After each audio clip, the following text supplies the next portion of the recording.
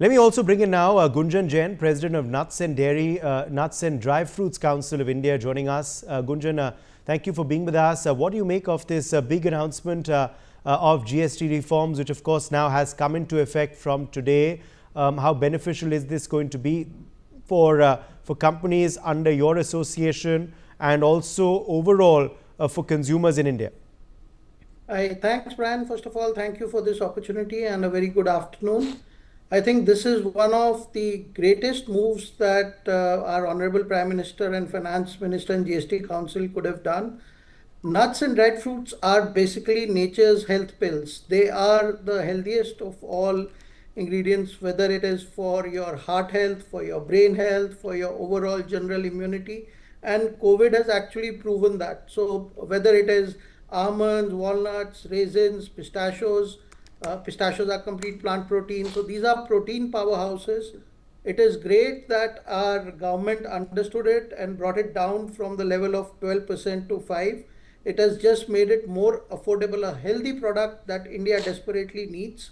It has made it much more affordable for the Indian public in general. India is, I would like to mention here, India is a very large vegetarian. I mean, a large part of our population is vegetarian, and nuts are the main non-fish source of omega 3s and proteins. So, in view of all that, I think it's a very welcome move. Our industry has gone forward wholeheartedly. We have passed on all the benefit of GST, the 7%. So you'll see at least a reduction of 5 to 7% on most of the commodities on the shelf, if not more. So it has suddenly made, and nuts are slightly expensive because of the custom tariffs and everything. So a 5 to 7% impact becomes a huge impact on anybody's pocket. Like somebody buying I'll just give you an example. Somebody buying a half a kilo pack of pistachios will have it cheaper now by at least 40 rupees on the shelf. So 40 to 50 rupees, which is a huge, I think, win overall for an Indian consumer to be able to afford a healthy product. As an industry, it helps us increase consumption, which we are working on. That how do we increase consumption of this healthy food stuff in India? So making it more affordable will lead to higher consumptions. So overall, I think it's a boon all the way.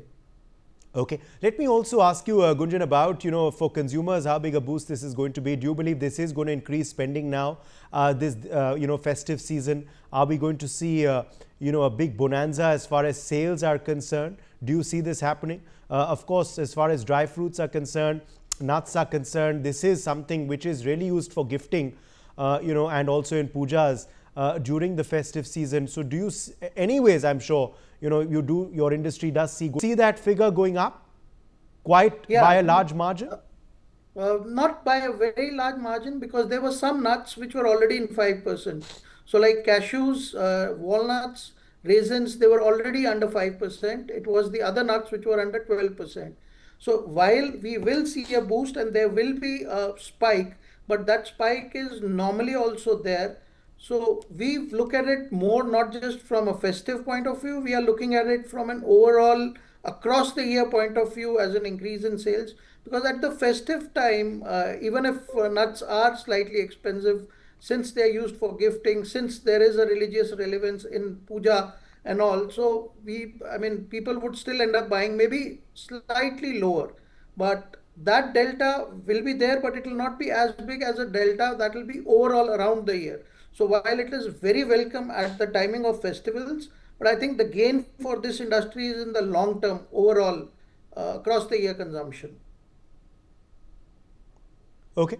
Let me in fact quickly, ask you also, Gunjan, about, overall, as far as the Swadeshi movement is concerned, how big a movement is this? Do you appreciate this call for Atmanirbharta made by Prime Minister Modi?